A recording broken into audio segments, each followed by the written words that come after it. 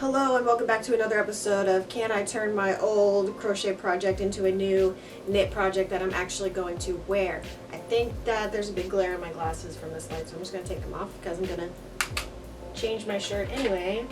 I made this in a previous episode, whatever. This was another crochet project that I turned into a shirt, and now I'm going to take this off. Woo! And show you the next one. So this was supposed to be a Halloween sweater. Obviously, I already took the sleeve apart for a different project. This one was never actually wearable. I put a little orange kind of thread through the bottom for aesthetics, but it's not stretchy at all, so it's like really hard to put this thing on and take it off, which is one of the reasons why I never wore it and I didn't have any problems taking it apart. I think I'm going to try to turn it into a cute little cardigan. Why not?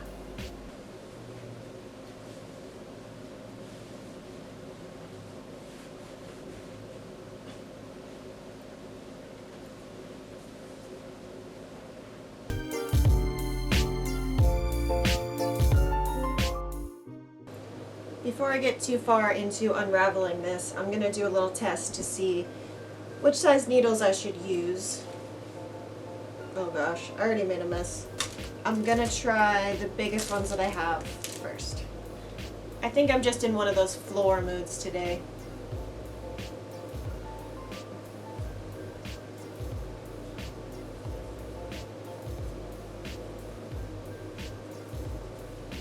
So unfortunately, it's not as loose as I would like it to be.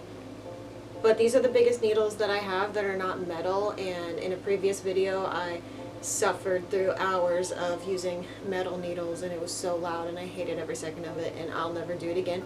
Metal needles should be illegal. So I'm just gonna go with this because this is what I have to work with. Alright, so I finished the back panel. Here it is. I think this is the top. This is the top. So the way that I'm going to try to find the size for the two side panels is I'm going to put it behind my neck. I'm going to try, this is kind of a heavy material, so I know once the sleeves are on it's going to pull itself down. So I'm going to pull it as far as I can.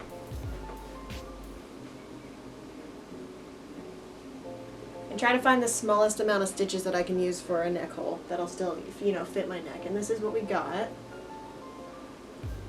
1, 2, 3, 4, 5, 6, 7, 8. So we're going to go with 8 for the neck hole, and then the two side panels are going to be whatever's left divided by 2. That is the plan, and let's see if that actually works out how I think it's going to in my mind. There's one way to find out.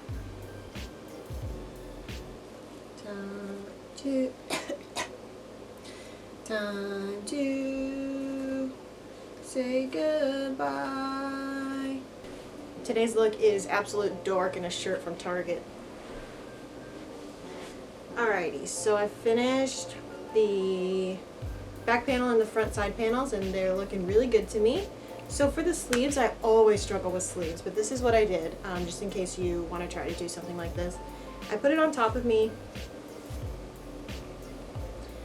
put it on loosely, and then I kind of pinched like where I think the sleeve should end, where it would I'd be able to get it off easily.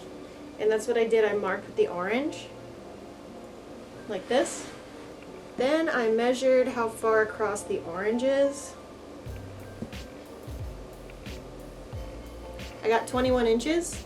So then I measured the width of my back panel, which is my biggest piece, and it was a little bit more than 21, so I decided, since my back piece is 40 stitches, I think I went with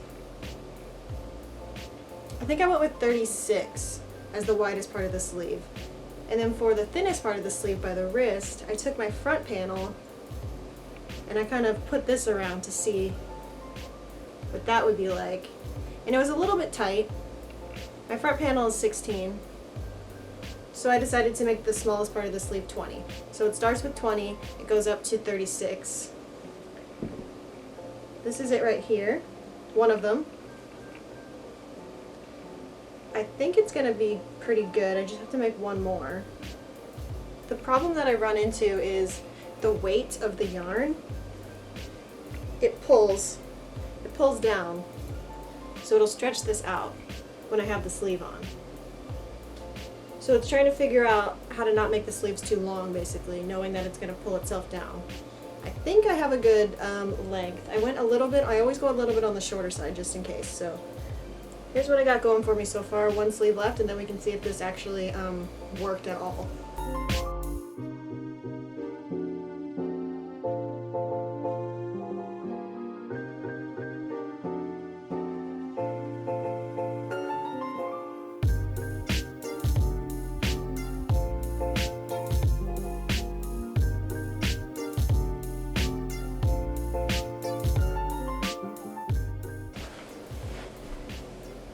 Hey y'all. So remember in the beginning when I had the sleeve missing from my jack-o'-lantern sweater, I said I used it for a different project? This is the project. Cute little sweater vest that I made with leftover from a different project that is a little bit too boxy and doesn't really fit. Not gonna wear it, whatever. Anyway, look how much I have. That's enough to finish a sleeve, and if it's not, I got emergency backups.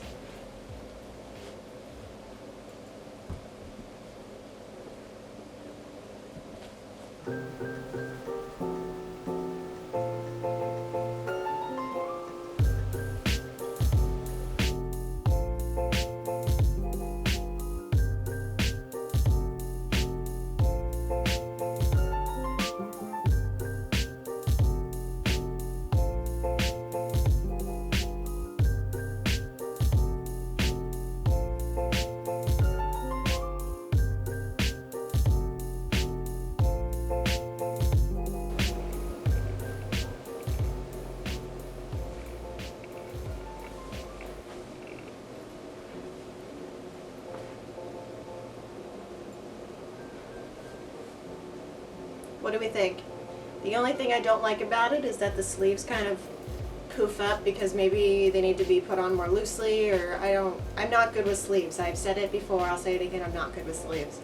Maybe one of these days I'll figure it out. But it turned out pretty cute. I was gonna add a pocket, but then I realized there's not really any room for that because the way that it just curls in so much. Yeah, maybe if it didn't curl then I could add a pocket, but that's just not how it works. I think it's better than the jack-o'-lantern sweater, and it's actually wearable. It has this cool kind of 70s retro vibe to it. It's pretty good. Overall, I'd give it a 8 out of 10. 8 out of 10 yarn balls. These little puffs are so... I feel like this is like a style choice that somebody might like, but it's not me. It's not me. Here's what the back looks like. Stretch it out, maybe you can see a little bit of something. I wouldn't have chosen black if I had my choice. I was just trying to remake my jack-o'-lantern sweater, but it's like, I don't think but it is what it is, and it looks alright, so yeah.